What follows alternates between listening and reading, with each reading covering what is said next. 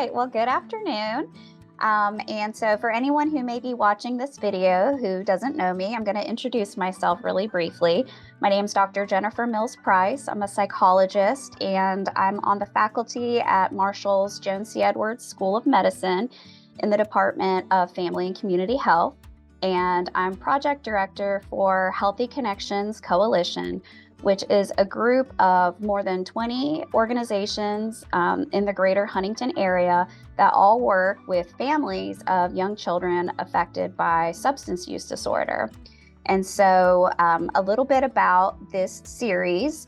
We first developed this frequently asked questions series during 2020 when we weren't able to have face-to-face introductions between our program participants and all the different resources that are available to them in the community. And so this video series was a way to get some of those questions answered even when we couldn't meet face-to-face.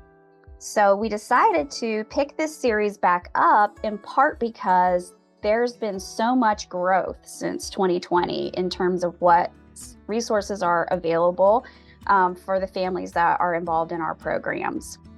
And so kicking us off with the 2024 series, Minute for Moms, is Melissa Lilly, and she is with West Virginia State University's Center for Healthy Grandfamilies.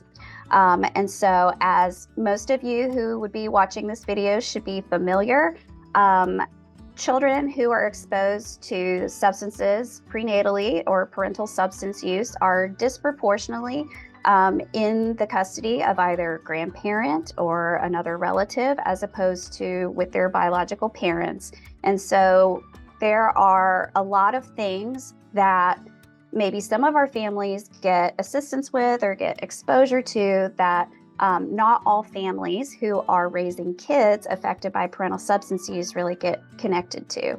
And so we want to introduce everyone to Melissa Lilly and let her talk a little bit about the programs that are offered by the center. So,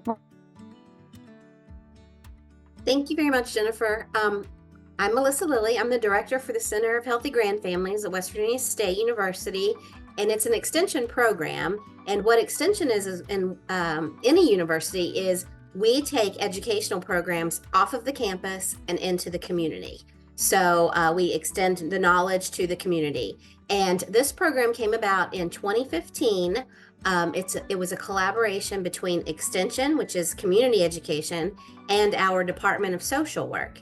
So student social workers were actually hearing about and working with all of these families who are grandparents raising grandchildren. And if there was no CPS involvement or certified foster placement, there were really no resources available for grandparents. So the social workers identified this need and then reached out to the extension program to say, can we build a curriculum where we can sort of educate these grandparents on what resources are available in the community? And then it grew beyond that because we realized, in addition to linkage to resources, there are just a lot of things that have changed in the world since these folks had raised their children. So we developed this curriculum. It's designed to be a 6 to 8 week series on topics like navigating the school system and social media, and parenting with the internet, parenting with technology, navigating the legal system, self-care, and behavioral issues that we're learning more about than when they raise their children. So we really did develop this curriculum to take into our communities and work with the grandparents. And after they complete it, there's a certificate of completion, like we have a little graduation ceremony. And then we're always available. They're an alumni of the center, so we're always available to help connect those families with additional resources upon the completion, and sometimes other direct benefits and advocacy too. So we say our program provides education, advocacy, and resources to grandparents raising grandchildren in West Virginia. And we started at our campus and institute in Kanawha County, but we have now expanded. And so as of this past August, we are in 55 counties, and we have a county coordinator that can help families in every county of the state. That's great. So even though we're based in kind of the greater Huntington area, Cabell County, your programs are actually available to families in all 55 counties in West Virginia. That's correct. And we have a very, very active coalition in both Cabell and Putnam counties. Hmm. So there are classes available and there are resources available. And we have very active coordinators within the school system and some of our other community partners. Hmm. And are you at Healthy Family Grandfamilies? Are you seeing this as well? That there are a lot of kids being raised by grandparents who are affected by parental substance use? Absolutely. We find that when we do our needs assessment, and we've served over 5,000 grandparents now since 2015, so we have a lot of Wow. data to pull from, and we find that over 80%, so over 8 out of every 10 participants that come through our doors, that family was created, that grand family was created as a result of parental substance use in some way.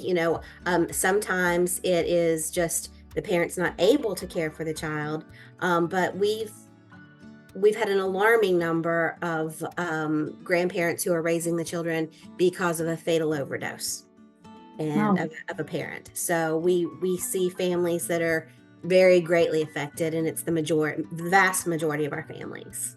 Yeah. Yeah. And but despite that, a lot of your families aren't already hooked up with any kind of system to provide them with support like CPS or substance use treatment or anyone like that. That's correct. Now, in the cases where there's actually been a death of a parent, those families usually are somehow in the system. But we have so many families who the biological parent, is not able to raise the child, and the grandparents are scared to death that someone will remove the child from the family if they find out. So they just have this informal arrangement where they're raising the grandchildren, taking care of them, and they can seek out the parent when they need to, if they need a signature, if they need a copy of a medical card, something like that. But by and large, there's no contact between the parent and the child, and the grandparent is just raising the children with no legal protection at all. Yeah, that seems like that could be a big barrier to getting things that the child needs or getting assistance, financial assistance and things like that, if there's not a legal custody arrangement in Yeah, it's a place. huge barrier. It's a huge barrier, and we work to help them navigate through other resources that may be available until we can get them to a place of comfort to understand that you going in for help does not mean that you're not fit and the children are going to be taken away from you. Mhm. That's ultimately where we try to get with these grandparents so they can access everything that's available for the child. But in the meantime, we have to find resources and provide the assistance for them as we can without involving the foster care system or the CPS system. Yeah, absolutely. And with Healthy Connections, we work with all kinds of families. And what we know is it takes a village, and so as many healthy, stable adults that can be there to provide support for a child, the better that their outcomes are going to be. And with a lot of our families, even if parents are able to get treatment and to have their substance use disorder under control and resume being like great, healthy parents, there are times where, even for a short period of time, that they may need to be with grand families or extended families. And it's great to know that those resources are out there, because I think otherwise they are kind of trying to figure things out on their own, That's right. and they don't know what's available either for them or for their kids. What kinds of issues the kids may have if they're exposed to substances prenatally, for example. Right. That's exactly right. And I didn't mention before, but so all extension classes are geared toward adult population. It's lifelong learning, all Mhm. programs. So we really do put a focus on the grandparent. But ultimately, we know that we're doing this program for a healthier family and a healthier child. But we always emphasize that unless you are healthy and well, you can't care for these children. So we have to really Mhm. start by working on you, and then and working on you so that you can stay healthy and take care of the children. But I did want to mention that because we're not normally considered a youth program. We are an adult education program, but our aim in every case is to have a healthy family that thrives. Yeah, absolutely. I think what you know the opioid epidemic, as we refer to it, but really it's a polysubstance epidemic at this point. What it really revealed in Appalachia is this kind of underlying intergenerational trauma. And so I think even if the family is not the individual who's identified as having a substance use disorder, they're definitely affected by it. So it's great that there's that service to support the whole family. That is our aim, to support the family. Yeah. So if there is a grandparent who is raising a child and wants the kind of services that you provide, how should they get in touch with you? So they can call the center, which is, we find, because some of our families are not comfortable with the technology. We do have a website, and it is healthygrandfamilies.org.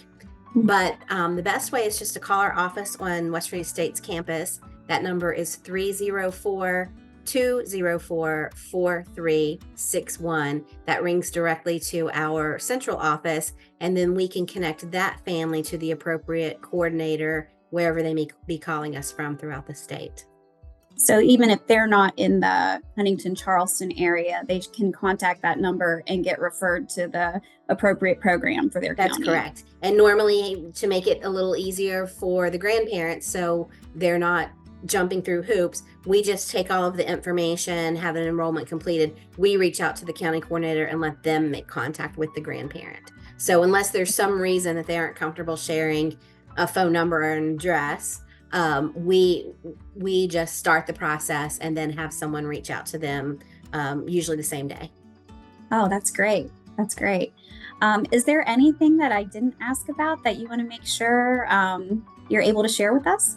Well, I don't think so. Just that we are working on our curriculum a little bit more. We're updating it, and we hope to have the programs running in all the counties. So we already are offering direct services and advocacy everywhere. And now we hope to have the programs everywhere. Probably by April of this year, we'll be doing, some counties like to make it a 6 week, some make it 8. And we have one county that does 12 weeks. So they're able to pull that off. But we encourage anyone who is a grandparent raising a grandchild, a grandparent who maybe isn't raising their grandchildren, but they're very actively involved, or it's a multi-generation household and you feel like you could benefit from the education component of it. You might not be eligible for some of the direct benefits, but we encourage anyone that could benefit from the educational sessions and our discussion topics to come along. And we've also expanded recently and allowed all kinship providers, because we don't want to not share them. If we have knowledge and we can help somebody navigate a system, we should do it, and it's going to benefit all the families. So if you're watching this and you're a grandparent and you care for the children, if you're the full-time caregiver or just provide some of the care, or care for anyone that's related to you, and you would like to benefit from our education program, please feel free to call in. We'll get you enrolled, and we'll get you in a program near where you are. Yeah, so other kind of extended family arrangements where they're the caregiver, they're welcome as well. Yeah, right. That's great. Absolutely. We've realized that we see all families are made up of all different people. Absolutely. And so we're seeing a lot of people caring for the children, and particularly on the rise with us in the last 2 years are great grandparents. We're seeing a rising number of great grandparents raising the grandchildren now. So feel free to call us, and we'll get you to the right place to get enrolled in a program and see if the sessions are for you, and what else we might be able to offer, or what other resources we might be able to link folks up to. All right. Well, thank you so much for your time. Sure. I think that was really, that gives a great overview of the program and how to get in touch. And again, I really appreciate you kicking us off on the 2024 version of this Minute for Mom series. And we hope to see you at some coalition meetings in the future. Well, thank you very much. And we're honored to be asked to be your guest. All right. Thanks. Bye.